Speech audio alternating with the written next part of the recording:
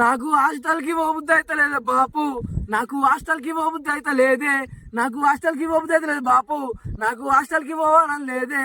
నన్ను జరా ఇంటి కాడ చదివిపియ్యే మా బాపు, నన్ను ఇంటి కాడ చదివిపియ్యరాదే. మిమ్మల్ని విడిచిపెట్టి నేను హాస్టల్కి పోనే ఓ బాపు అమ్మ, మిమ్మల్ని విడిచిపెట్టి నేను పోనే. మీతోనే ఉంటా నేను ఇంటికాడ ఉన్న స్కూల్లోనే చదువుకుంటా. అరే మీతోనే ఉంటా నేను ఇంటికాడ ఉన్న స్కూల్లోనే చదువుకుంటా.